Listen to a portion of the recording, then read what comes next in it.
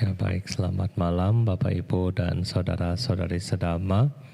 Sukihotu, Namo Buddhaya. Ya, pada kesempatan hari ini kita akan membahas mengenai Dhamma Niyama Sutta. Kita coba untuk hari ini dan hari ini kita coba, dan kalau misalnya belum selesai nanti di besok hari. Dan hari Kamis, Jumat kita akan membahas mengenai Ulambana Sutra. Ya, jadi dua sutta ini yang termasuk penting di masa-masa kita di bulan Chitgwe ya. Dan nanti mungkin di September akan ada juga talk show lanjutan yang kemarin ya. Kemarin kayaknya talk show-nya masih kurang ya. Jadi kalau kemarin tentang arwah ya. Nanti kalau yang kedua mungkin Bante mau pikir kemana leluhur kita, arwah setelah bulan Chitgwe ya. Karena kata anak pintar sini sudah nggak ada yang datang. Ya sudah pada pulang katanya. Nah, nanti mau tanya kemana kalau sudah lewat Chitgwe. Oke, nah kita membahas Dhamma Niyama Sutta yang tadi Bapak Ibu sudah kita baca sama-sama. Di dalam sutta ini, ya Buddha mau menjelaskan kepada kita bahwa dari depan dulu, Ewame Sutang, demikianlah yang saya dengar di Sawatiyang ya, di Wihara Sawati, Jetawana, Anatta, Pindika.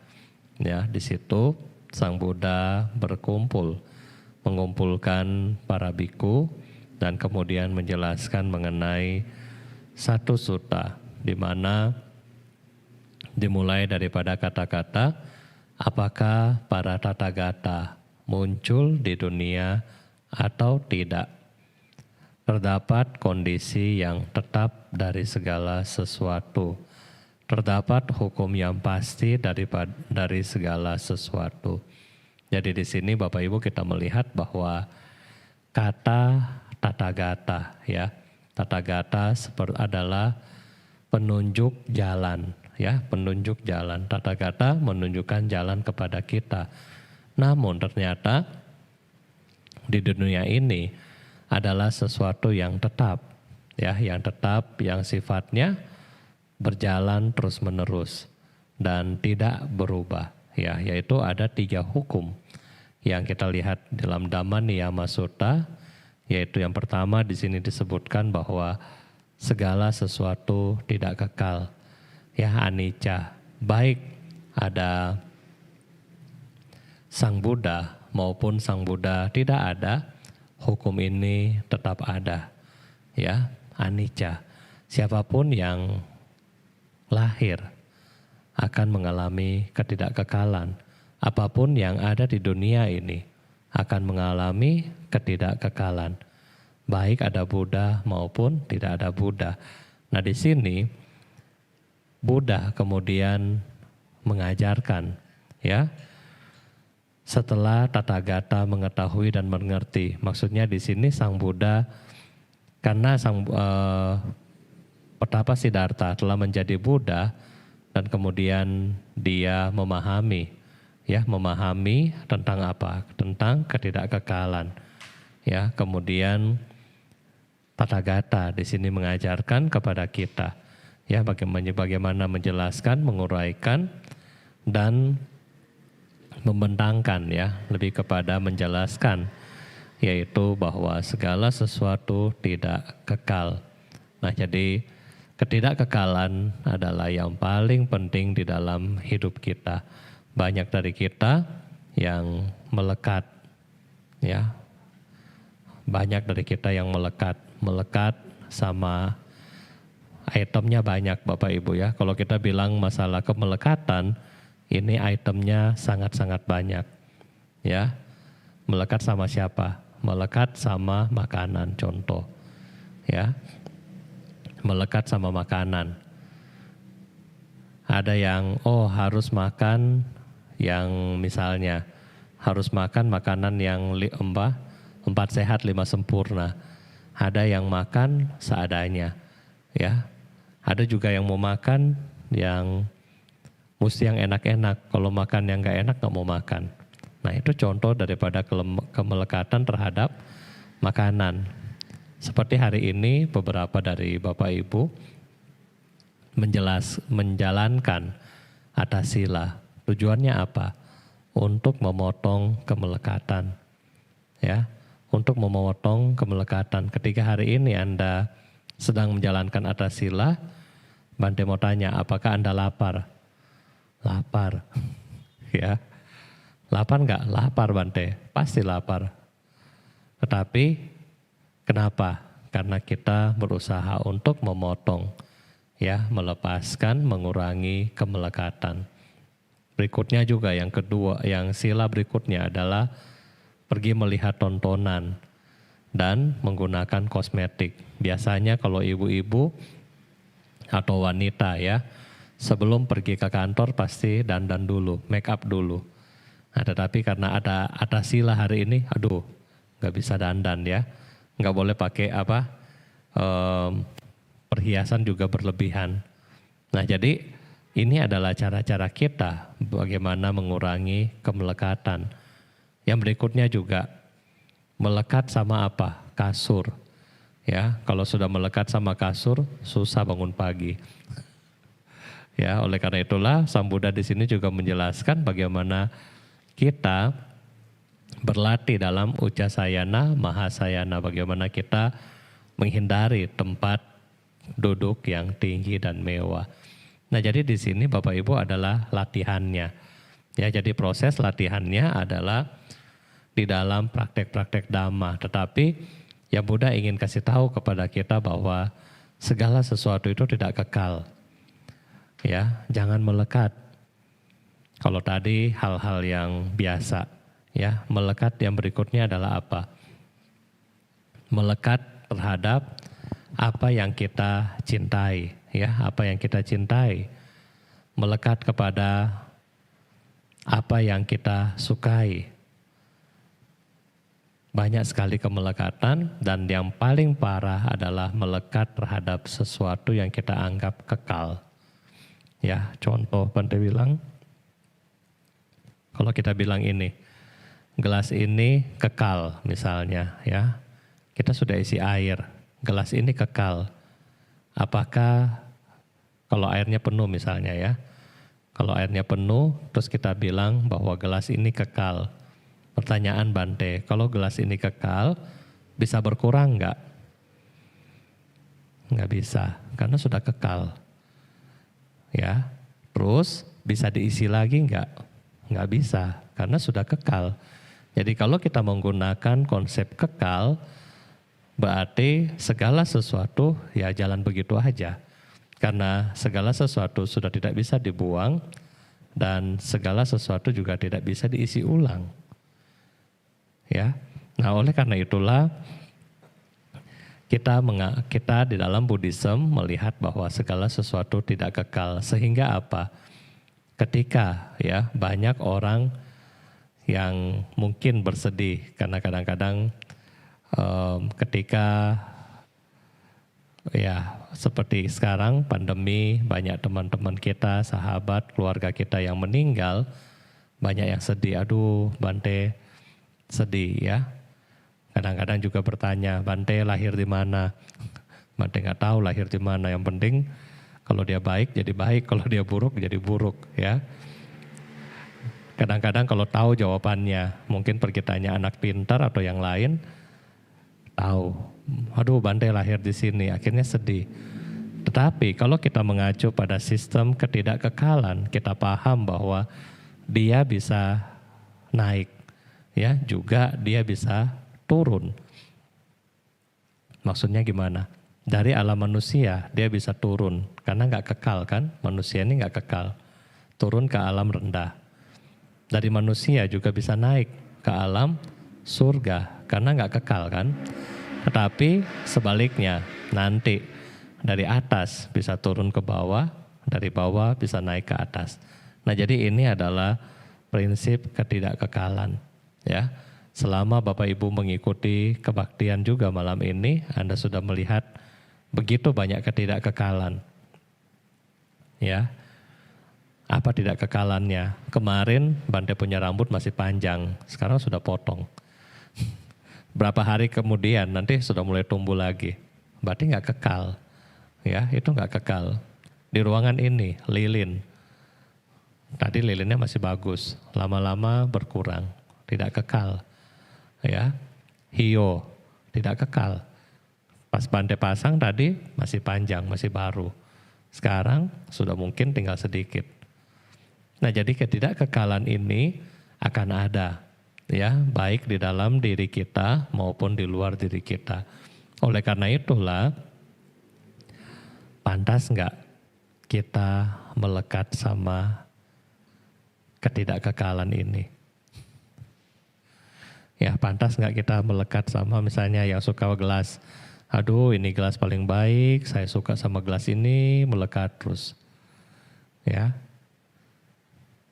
nggak pantas ya, sehingga ketika Bapak Ibu memahami bahwa segala sesuatu tidak kekal, maka kekecewaan tidak ada, rasa marah tidak ada, stres tidak ada, kemelekatan tidak ada.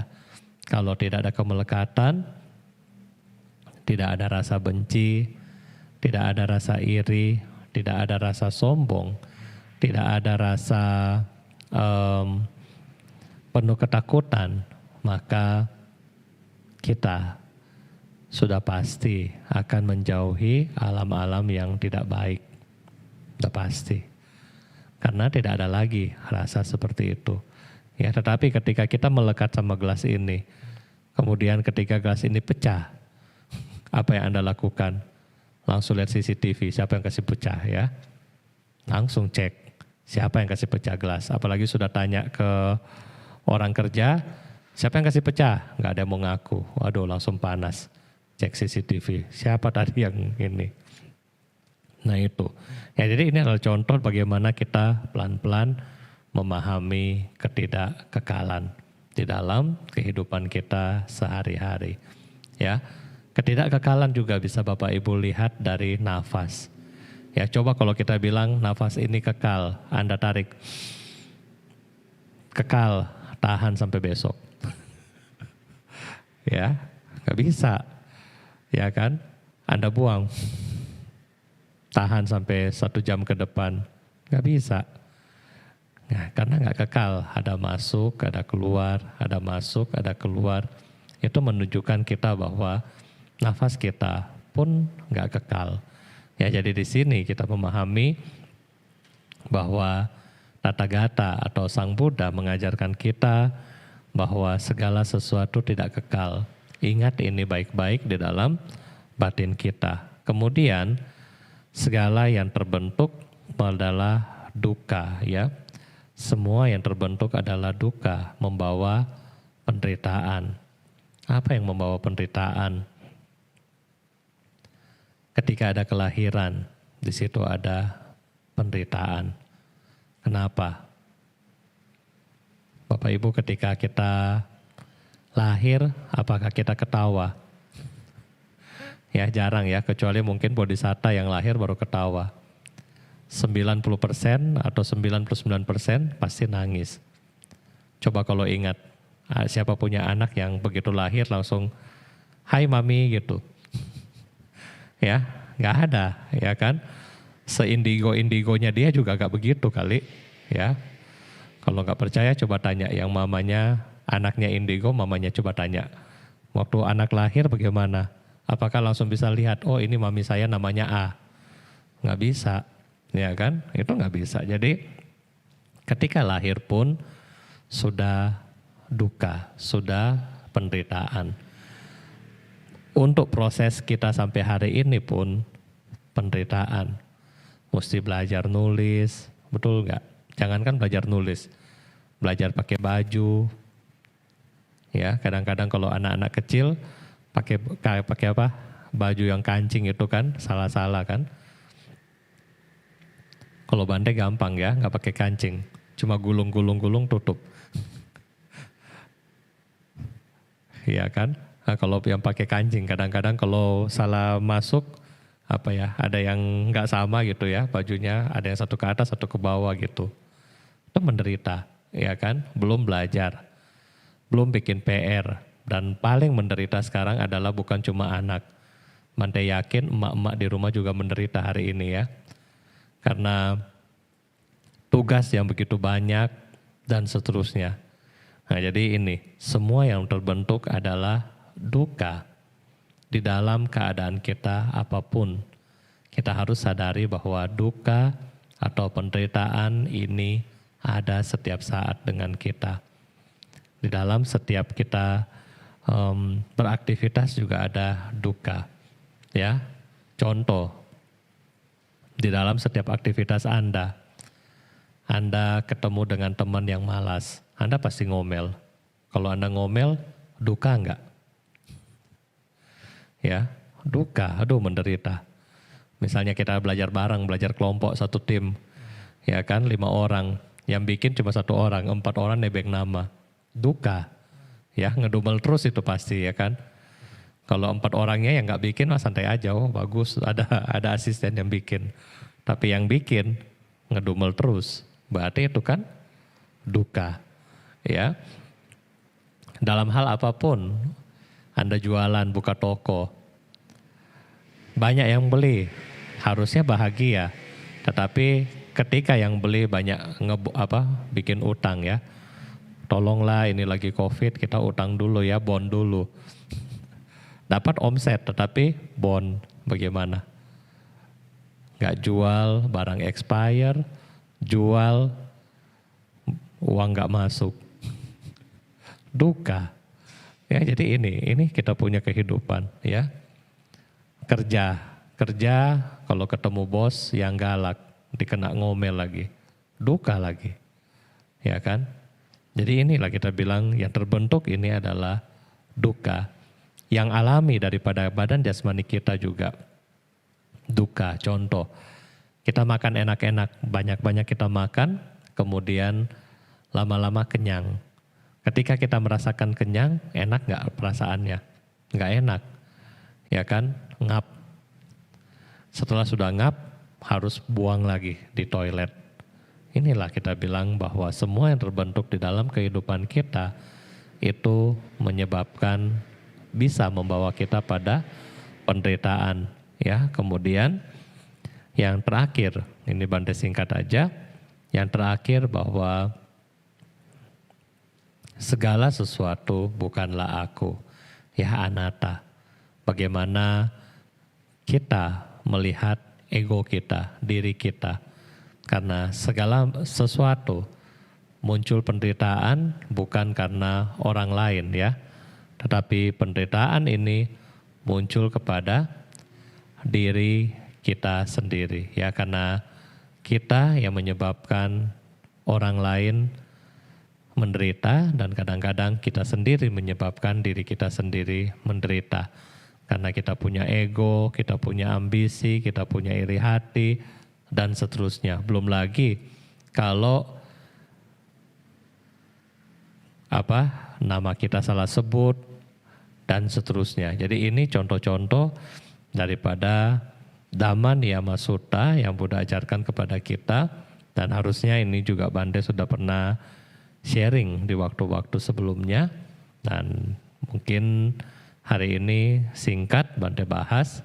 Kalau Bapak Ibu ada pertanyaan, Bante rasa susah ya pertanyaannya. Kalau ada pertanyaan silakan.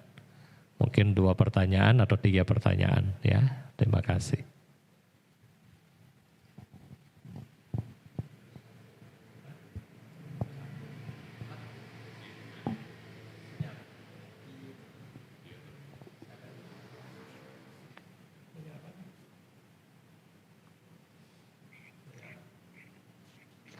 Baik Bante, ada pertanyaan dari YouTube dari Edward Reski.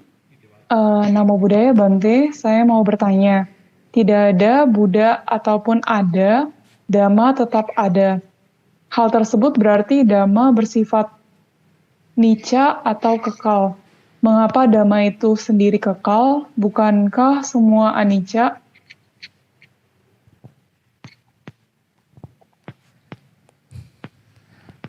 Ya baik, jadi bukankah Dhamma itu kekal. Iya, karena Dhamma itu kita bilang sesuatu kebenaran yang begitu-begitu saja ya. Maksudnya kalau kita membacakan renungan di Dhammanusati, ya Dhammanusati itu salah satu sifat daripada kualitas Dharma adalah akaliko, ya tidak lapuk oleh waktu.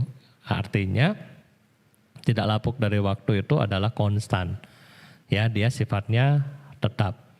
Dan kebenaran ini kita nggak bisa tawar, ya kita nggak bisa tawar, kita nggak bisa nego. Misalnya Anda makan, Anda kenyang. Begitu Anda lahir, kita akan mengalami kematian. Jadi ini adalah sifat yang konstan yang kita tidak bisa nego. Maksudnya ini adalah tetap. Nah sehingga Dhamma kita bisa katakan bahwa Dhamma sendiri adalah sesuatu yang kekal. Ya, nah Dhamma yang kita bilang kebenaran mutlak. Ini seperti sesuatu yang kekal, namun yang tidak kekal itu adalah ajaran Buddha. Nah ini kita kasih beda ya. Dhamma dan ajaran Buddha. Ajaran Buddha apa yang tidak kekal, Bante? Ajaran Buddha yang tidak kekal itu yang ada di Tipitaka. Kenapa? Karena ini ada masanya. Ya, ada masa, yaitu kita bilang kalau Sang Buddha yang Gotama kurang lebih 5.000 tahun. 5.000 tahun, sekarang sudah 2.600. Jadi ya cepat-cepat ya. Kalau mau capai arahat cepat-cepat masih ada 2.400 tahun lagi. Dhamma yang tidak kekal, Dhamma ajaran Buddha yang tidak kekal ini maksudnya apa? Maksudnya yang secara tertulis, secara orang-orang yang mau praktek, secara simbolis-simbolis. Ya kita lihat dulu jalur sutra. Ya di mana jalur sutra dari India, China sampai ke Turki. Itu ketika zaman-zaman Raja Asoka, mereka membentuk suatu tim misionaris ya sampai kalau nggak salah Bante pernah baca sejarahnya sampai Tunisia. Ya sampai ke arah dekat Afrika, dekat Yunani di sana. Jadi dari India, Magadha, dari sekitar Magadha sampai ke daerah Yunani. Berarti itu melewati beberapa negara. Kalau kita bilang sekarang melewati Pakistan, Afghanistan, kemudian Uzbekistan sampai pada mungkin Turki Yunani sana ya. Itu sangat panjang jalurnya. Dan putar balik ke arah Xinjiang ya, ke arah Xinjiang sampai kepada Cina di Xi'an. Nah jadi ini adalah perkembangan agama Buddha yang begitu panjang. Nah lama-kelamaan mulai berkurang. Dari segi apa? Dari segi sada daripada pengikutnya, ya kan? Daripada segi kualitas pembabaran Dhamma, dari segi penghancuran daripada bangunan dan seterusnya. Nah, jadi kita bilang yang tidak kekal adalah ajaran, ya ajaran. Nah, tetapi yang tadi itu kekal, yang 3 tadi, ya. Dan ketika nanti Buddha yang lain muncul, maka Buddha yang lain juga akan mengajarkan hal yang sama. Ya, kurang lebih hal yang sama dengan Buddha Gotama. Ya, oke, terima kasih.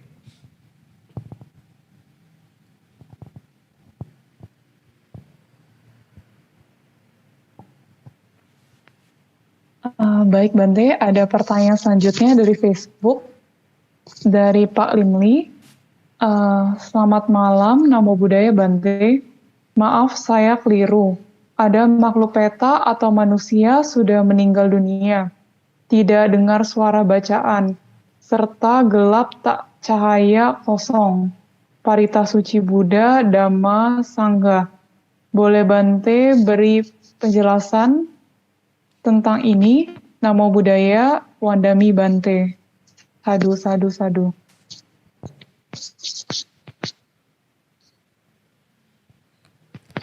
Ya, Pak, maksud Pak Lim ketika makhluk-makhluk ini meninggal, Bante bingung ya, maksudnya gelapnya bagaimana. Mungkin makhluk-makhluk ini mereka meninggal ketika mereka lahir di alam yang gelap, mungkin samsara seperti alam peta yang disebutkan.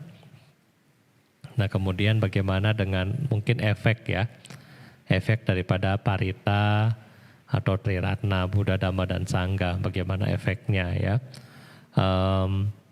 Ketika misalnya mereka-mereka yang lahir di alam-alam yang tidak baik, di alam yang kita bilang menderita, alam yang gelap, di ajaran Buddha kita membantu mereka dengan mendoakan ya, mendoakan mereka agar mereka punya kebajikan itu lebih sempurna. Kemarin Bante Kamsai kasih contoh yang simpel mengenai pelimpahan jasa. Kalau Bapak Ibu udah dengar bahwa Bante kemarin bilang contoh makhluk yang lahir di peta, terutama para datu jiwika peta misalnya, punya kebajikan 80% misalnya ya. Untuk dia lahir lagi, dia butuh 100%, berarti kurang 20% ya. Karena dia kurang 20% ini, tambahnya bagaimana? Ya, jadi tambahnya bagaimana? Tambahnya jadinya dengan kita sebagai sanak keluarga berbuat baik. Ya kemarin Bante bilang, yang Bante tangkap, umat keluarga berbuat baik, titip ya, titip kirim ke Bante. Jadi kayak Bante itu pos kirim ke Bante. Ya, jadi maksudnya umat Anda sebagai pihak keluarga kirim, maksudnya titip ke kami, anggota Sangha, dan anggota Sangha menyalurkan ke mereka. Menyalurkan dengan cara apa? Dengan kebaikan, ya, kekuatan kebaikan, kekuatan sila, kekuatan samadhi. Nah, inilah bagaimana cara menyalurkan kepada mereka. Nah, jadi Buddha Dhamma Sangha mengajarkan kita caranya ya, cara untuk membantu makhluk-makhluk yang menderita ini untuk mereka lahir di alam yang lebih baik. Apakah mereka dengar? Kalau bilang mereka dengar ya, mungkin mereka dengar. Kalau mereka tahu, mudah-mudahan juga mereka tahu, tetapi karena kondisi karma mereka yang menutup mereka, ya tidak memungkinkan mereka untuk segera bebas dari penderitaan mereka. Ya, Bante suka kasih contoh, misalnya orang suka makan KFC, ya terus kita bilang, udah jangan makan KFC, nggak bagus. Paling dia cuma lihat kita ya, orang doyan kok nggak dikasih makan lagi. Ya, jadi bagaimana? Kita bilang itu nggak bagus, tapi dia suka. Ya, jadi butuh waktu, ya butuh waktu bagi mereka untuk sadar. Nah, untuk bikin cepat waktunya sadar yaitu apa? Kita doakan mereka, kita pelimpahan jasa buat mereka. Sehingga mereka cepat terbebas dari penderitaan-penderitaan mereka. Ya, terima kasih.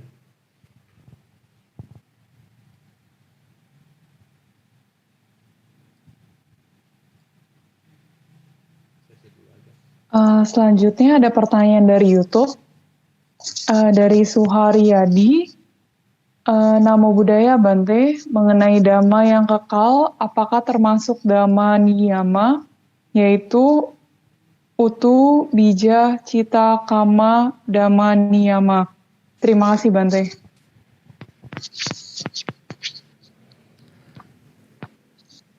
Ya baik, jadi kalau kita bilang hukum alam ya kan, hukum yang pasti itu disebutkan panca niyama, yaitu 5 niyama yang tadi Bapak sebutkan. Ada bija niyama, hukum yang mengatur mengenai tumbuh-tumbuhan ya. Ketika biji kita tanam, karena biji memiliki unsur kehidupan di dalam hal ini, tanahnya misalnya sempurna, dia akan tumbuh. Ini adalah bija.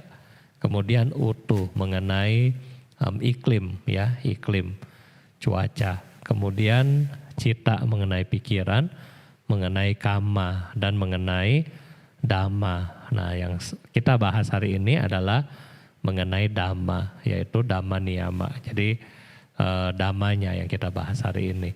Ya, jadi yang kalau kita bilang membahas panca niyama itu ada 5. Ya, dhamma niyama bagian daripada panca niyama ini. Jadi itu sama ya. Terima kasih Pak.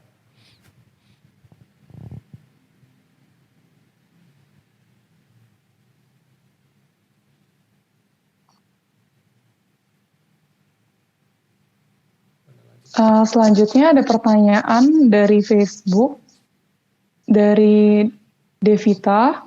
Namo Buddhaya Bante, saya mau tanya, jika mendiang yang meninggal agamanya Kristen, tetapi saya doakan dengan parita-parita suci, apa mendiang tersebut bisa menerimanya?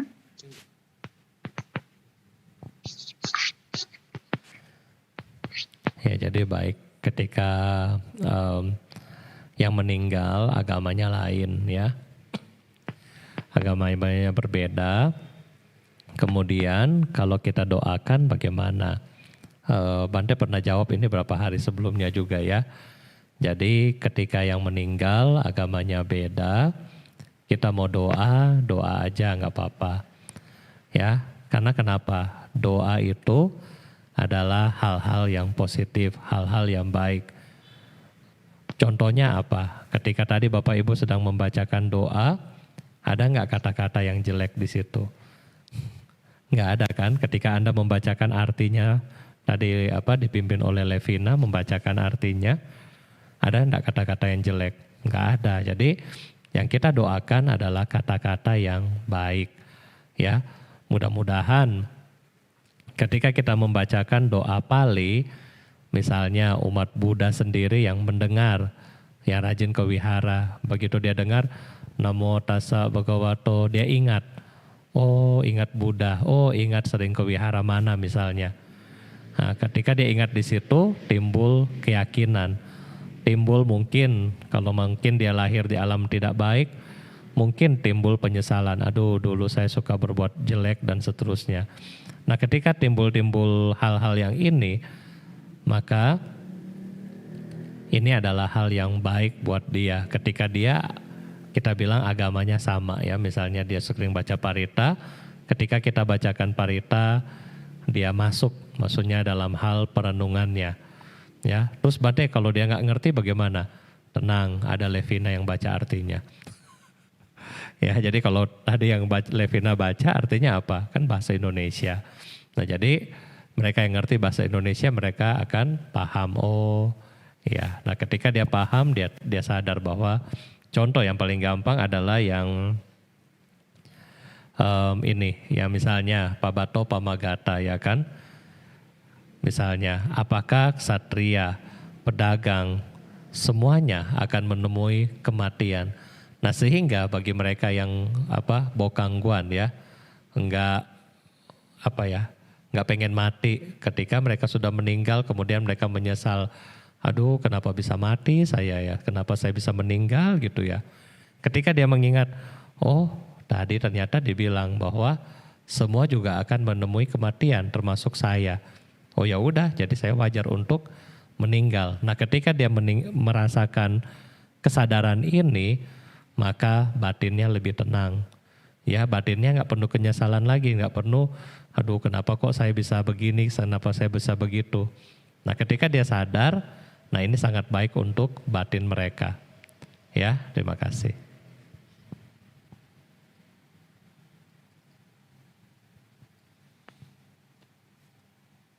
Selanjutnya ada pertanyaan dari Facebook, dari Ibu Tanti Lina. Selamat malam Bante, izin tanya, ada yang meninggal di Kebumi. Apakah hari ke-7 dan ke-49 harus undang biku datang ke kuburan, baca parita? Mohon pencerahannya. Ya jadi memang di dalam tradisi ada 7 hari ya, kadang-kadang Bante baru tahu kemarin tradisi dari mana ya, mungkin Medan atau dari mana ya, kalau nggak salah anak keberapa di minggu keberapa begitu ya, kelima minggu keberapa ada harinya, Bante nggak ingat. Apakah perlu biku untuk ke kuburan atau ke mungkin rumah abu dan seterusnya. Kalau memang keadaan memungkinkan bisa ya, jadi nggak apa-apa. Kalau keadaan memungkinkan, Anda bisa mengundang Bante, ya para biku ya, untuk datang ke sana, untuk pergi secara langsung mendoakan di onsite di tempat. Ya, tetapi kalau tidak memungkinkan bagaimana? Kalau tidak memungkinkan, Anda juga bisa datang ke wihara. Misalnya Anda datang dan berdana atas nama almarhum.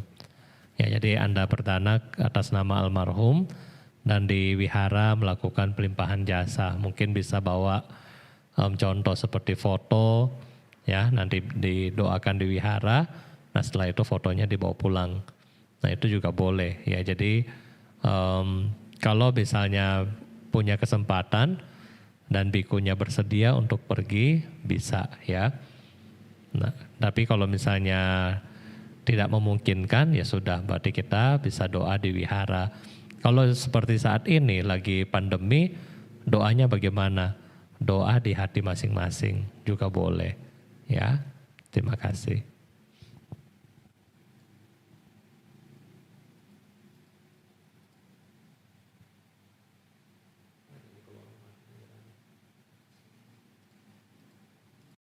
Baik Bante, ada pertanyaan selanjutnya dari Facebook, dari Pak Limli. Namo Buddhaya Wadami Bante, maaf saya izin bertanya tentang makhluk alam peta. Tinggal bumi dalam puluhan tahun atau seratusan tahun. Katanya saya pelimpahan jasa, patidana gata atau etawata, sambil baca parita suci. Satu cawan air kosong, curah ke dalam cawan penuh air. Jasa pelimpahan kepada makhluk berapa jumlah atau kita panggil semua makhluk ada hubungan dengan kami. Namo Buddhaya Wadami Bante. Sadu, sadu, sadu. Ya, jadi ketika kita melakukan pelimpahan jasa, ya, ini agak beda Pak Lim ya. Jadi ketika kita membacakan etawata, kan saat ini bulan ini kita membacakan etawata. Nanti Cirang Rakhantu silakan sebutkan nama keluarga. Nah ini boleh nama keluarga satu-satu ya, misalnya almarhum yang meninggal namanya siapa, yang meninggal namanya siapa, misalnya A, B, C misalnya ya. Jadi ada 3 nama boleh. Kalau mau baca yang rame Bante, yang sebelum-sebelumnya apa? Di dalam etawata juga sudah ada, yaitu Idangwo Nyatinang Hotu Sukita Hontu Nyatayo. Semoga jasa-jasa ini melimpah pada sanak keluarga yang sudah meninggal. Ini lebih luas, skupnya lebih besar ya. Idangwo Nyatinang Hotu Sukita Hontu Nyatayo. Nah ini skupnya lebih besar. Kalau kita membaca patidana, di patidana skupnya atau ruang lingkupnya itu lebih besar lagi karena kita mendoakan semua makhluk. Nah kalau yang menggunakan cawan, jadi ini ada 3 ya, etawata, patidana sama menggunakan cawan, maksudnya menggunakan air dan gelas. Itu bagaimana? Boleh ketika kita menuangkan air dan gelas di gelas, kita bertekad semoga jasa kebajikan ini melimpah kepada semua makhluk yang menderita, atau semua makhluk yang hubungan karma dengan saya, atau semua makhluk yang mungkin membenci saya dan seterusnya. Ini kata-katanya bisa masing-masing. Tetapi yang kalau lebih efektif adalah mereka yang kita tahu namanya. Misalnya ketika kita tuang jasa, kita ngingat semoga misalnya almarhum atau yang meninggal nama A, semoga dia berbahagia, semoga yang nama B dan seterusnya. Jadi lebih bagus. Begitu ya. Terima kasih. Baik Bante, selanjutnya ada pertanyaan dari Facebook, dari Pak Jensen Lim. Namo Buddhaya Bante, izin bertanya Bante, kalau kita bermeditasi, bagaimana ciri meditasi kita sudah benar? Ada ciri-cirinya nggak ya? Bagaimana kita tahu kalau kita masih konsentrasi atau berhalusinasi? Ya, baik. Jadi bagaimana ciri-ciri kita lagi bermeditasi ya? Ciri-ciri bermeditasi, Bante pernah belajar atau pernah dengar dari Yang Mulia Mingyur Rinpoche, ini sangat menarik. Beliau bilang begini, ketika contoh ya Anda dikasih objek meditasi misalnya metta ya, yang biasa kita pakai adalah metta. Ketika Anda duduk meditasi metta, semoga semua makhluk berbahagia, bebas dari penderitaan dan seterusnya. Biasanya kan ini kita latih terus kan. Ketika Anda lagi bisa ikuti objek dengan baik, semoga semua makhluk berbahagia, bebas dari penderitaan, bebas dari kebencian, bebas dari kesakitan, bebas dari kesukaran. Ketika Anda bisa fokus dengan objek, itu bagus. Berarti itu adalah salah satu ciri meditasi yang berhasil. Oke. Nah, ada juga semoga semua makhluk berbahagia, kemudian pikirannya lari, sudah lapar belum makan, balik lagi, bebas dari penderitaan, bagaimana gua bebas penderitaan belum makan, balik lagi, semoga bebas dari kesakitan, ini perut sudah keroncongan, tapi bisa balik. Nah, jadi ketika yang seperti itu, ini Banteng lagi nggak gangguin yang atas sila ya. Nah, jadi ketika berpikir seperti itu tetapi masih bisa balik ya, berarti juga masih bagus. Karena kenapa? Karena kita masih berusaha untuk memperkuat kesadaran kita. Ya, kita masih bisa balik. Ya kan? Kita masih bisa balik kepada objek, kita masih tarik kesadaran kita untuk kembali kepada objek. Itu bagus. Ya, yang ciri-ciri yang nggak berhasil bagaimana? Ciri-ciri yang nggak berhasil adalah yang pertama, sama sekali tidak memegang objek. Dari mulai duduk meditasi sampai selesai nggak tahu lagi ngapain. Ya, badannya duduk sempurna, pikirannya nggak tahu ngapain. Ini yang kurang tepat. Berikutnya adalah ketika fokus kepada hal-hal yang mistis. Misalnya melihat cahaya terang banget, dia malah fokus ke cahaya itu. Dengar bisikan, dia fokus pada bisikan itu. Nanti melihat ini, melihat itu. Nah, jadi yang ini adalah yang kita bilang halu ya, nimitta. Nimitta itu penglihatan, tetapi ini bisa halu, ini bisa asli. Ya, jadi yang seperti itu yang kita hindari. Ya, tetapi yang seperti dua yang pertama, yang sudah sesuai objek sama yang berusaha untuk mengikuti objek. Nah, itu adalah yang baik. Ya, terima kasih Pak Johnson. Selanjutnya ada pertanyaan dari YouTube dari Solip An. Malam Bante mau tanya, yang benar itu Imam Rakantu atau Curam Rakantu?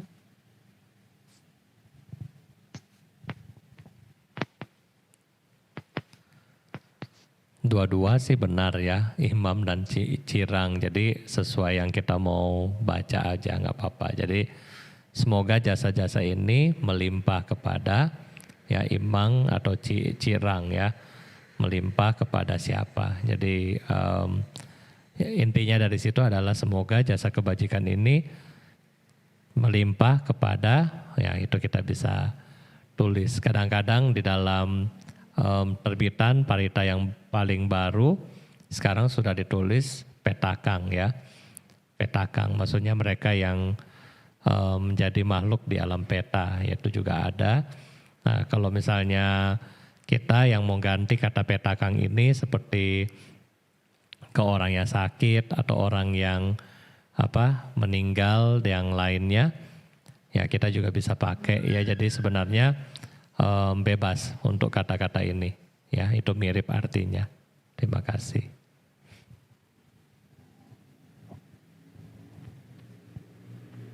Selanjutnya ada pertanyaan dari Facebook, dari Trisarima. Namo Buddhaya Bante, izin tanya, apakah alam bardo termasuk ke 31 alam? Apakah yang meninggal sebelum 49 hari pasti ke alam bardo? Bukankah setelah meninggal akan langsung tumimba lahir?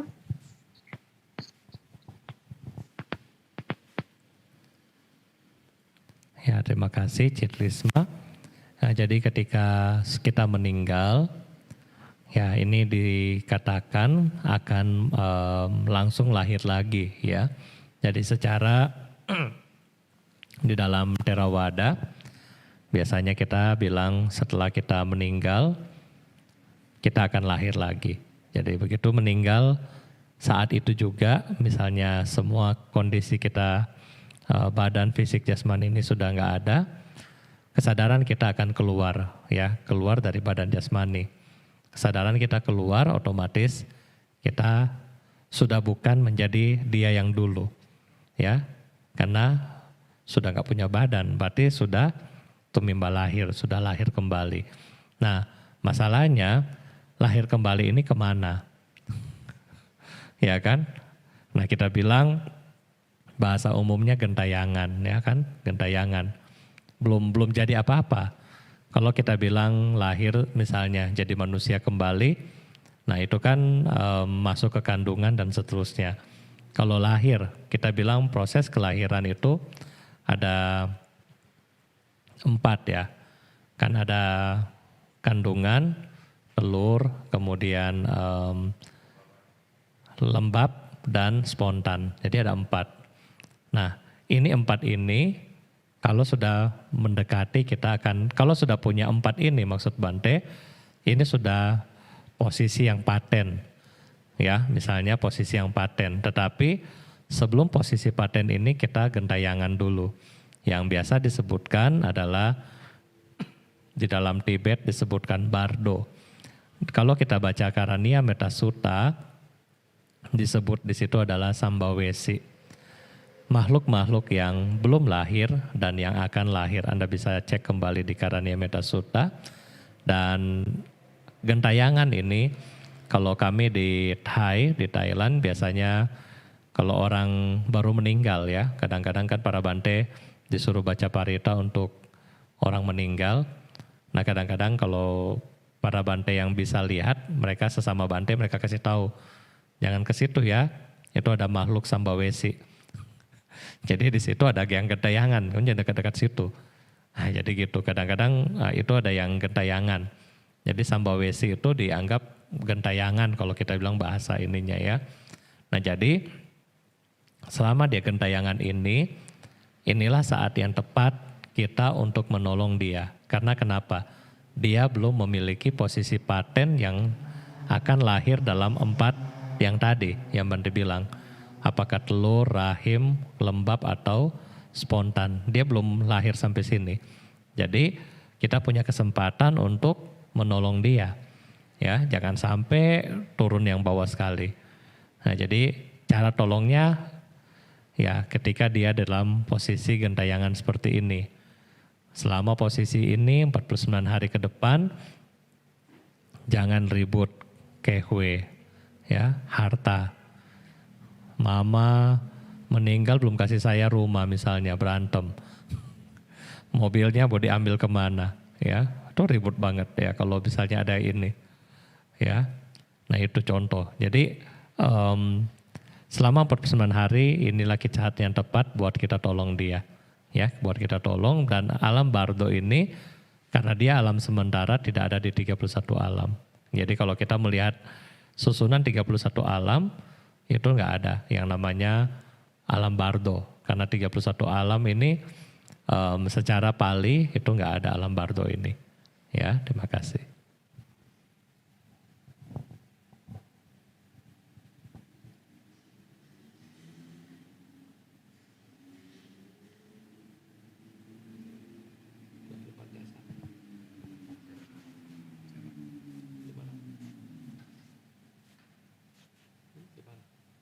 Baik Bante, ada pertanyaan selanjutnya dari Facebook dari Pak Oihanes Wijaya.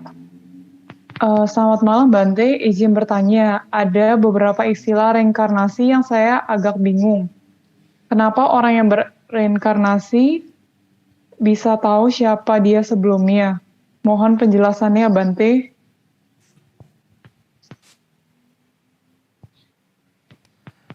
Ya, jadi kenapa orang yang berinkarnasi itu bisa tahu siapa dia sebelumnya? Nah, karena mereka yang seperti kemarin anak pintar bilang kepada kita-kita kan, karena di kehidupan lampau mereka memiliki latihan yang baik, ya suka meditasi, ya mereka di kehidupan lampau mereka suka meditasi, mereka suka melatih diri sehingga mereka ingat nama dan seterusnya, ya jadi kadang-kadang bisa ingat nama, bisa ingat dia punya mungkin kota ya. Ada satu cerita yang terkenal di Thailand. Jadi satu anak ya, satu anak kecil. Jadi kalau nggak salah pergi kemana ketemu dengan mantan istrinya. Jadi anak ini masih kecil mungkin ya SD kelas 1 gitu kan, polos.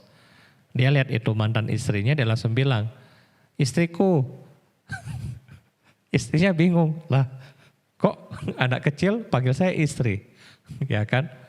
Ya tetapi karena di Thai negara Buddhis ya mereka ehipasiko, ajak ini anak ini anak bawa pulang dia nggak mau, dia bilang saya mau ikut itu istri saya, padahal bukan istri ya itu nggak kenal. Kalau misalnya di kehidupan yang sekarang itu dia sudah nggak kenal harusnya, cuma dia bilang itu istri saya. Akhirnya ya sudah. Karena negara Buddhis mereka bawa anak ini pergi ke rumah istri ya. Sampai di rumah dia langsung duduk di tempat yang dia suka duduk. Misalnya ada sofa, dia langsung duduk di situ. Dia tahu ini kamar saya. Bahkan dia bilang di foto ya, ini saya. Kalau nggak percaya dia bilang, saya itu mati ditembak di sini. Di daerah leher kalau nggak salah kena peluru. Dia bilang, betul nggak? Nah akhirnya ya sudah ya, akhirnya mereka percaya bahwa itu adalah inkarnasi dari suami dia ya, itu mereka percaya karena ya sudahlah karena mereka memang anaknya ini juga proof ya, terbukti. Cuma masalahnya ya satu ya, anak kecil masih kelas 1 SD panggil istri dan punya anak yang sudah besar-besar daripada dia ya. Ya itu jadi itu adalah reinkarnasi. Jadi bagaimana mereka terlahir karena memiliki mungkin nimitta, memiliki kekuatan ingatan yang sangat kuat, pada akhirnya mereka bisa ingat dengan kejadian-kejadian yang lampau. Ya, Bante kalau misalnya ada yang begitu, coba kalau Bapak Ibu lagi tanya siapa, terus dia bilang, oh kamu pernah lahir di sini, coba tanya detil. Terus kalau ada dana pergi cek. Ya tapi buat apa ya buang-buang dana ya, nggak usah lah. Ya oke, makasih. Baik Bante, selanjutnya ada pertanyaan dari YouTube dari Ibu Yuliana. Namo Buddhaya Bante, izin bertanya, pada saat penuangan air kita limpahkan jasa kebajikan pada leluhur dan untuk keluarga yang masih hidup. Pada saat pembacaan Parita Yaka dan Sabitiyo, itu digabung atau dipisah ya? Terima kasih.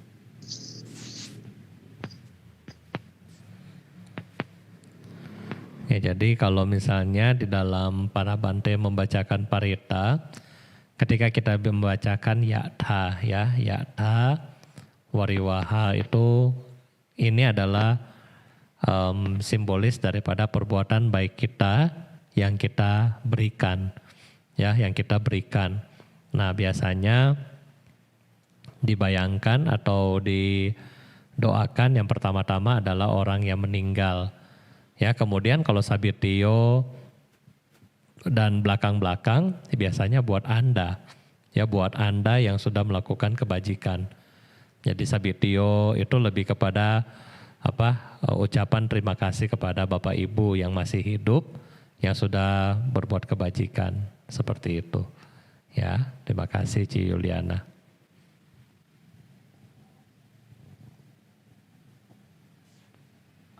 Ada pertanyaan selanjutnya dari Facebook, dari Tio Kinpin.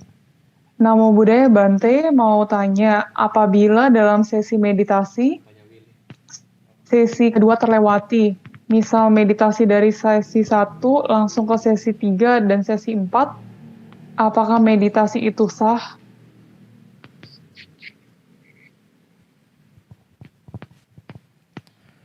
Ya baik, jadi ketika kita meditasi biasanya di hari Rabu dan Minggu, memang betul Pak Tio, kita ada 4 sesi kan, memancarkan cinta kasih kepada diri sendiri, kepada orang yang kita cintai, kepada musuh, kepada makhluk yang netral. Nah ketika kita yang miss di yang memancarkan cinta kasih kepada orang yang kita cintai ini tidak ada, nah maka meditasi tetap berjalan ya. Jadi tidak bilang meditasi itu salah, enggak. Jadi ini inti daripada 4 sesi ini adalah kita mengembangkan cinta kasih. Karena cinta kasih yang kuat ya, yang kuat itu adalah yang tidak ada batasan ya, tidak ada batasan. Berarti kasih contoh gini. Ketika kita lagi misalnya sembayang ya, mungkin di sebelah kanan Bante banyak foto. Kalau Bapak Ibu yang punya keluarga yang ada di situ, ketika disembayangin, bagaimana perasaannya? Aduh, sangat kusyuk gitu kan. Tetapi kalau yang nggak ada, ya udah nggak ada, nggak apa-apa lah, cuma anjali aja. Ya. Kenapa? Karena cinta kasih kita masih dibatasi dengan yang kedua. Kita biasa masih suka memancarkan cinta kasih untuk kalangan sendiri. Ya, orang-orang yang kita cintai. Kalau yang ketiga untuk musuh, kadang-kadang kita nggak mau. Ya, ngapain musuh kita doakan Bante? Nah, maka dari situlah kita berusaha melihat diri sendiri, orang yang kita cintai, musuh kita, dan juga netral. 4 ini kita melepas batasan-batasan sehingga kekuatan cinta kasih itu benar-benar lebih kuat. Karena semoga semua makhluk berbahagia, itu adalah tujuannya. Tidak semoga semua makhluk berbahagia kecuali yang suka ngutang. Nggak ada itu ya. Terima kasih.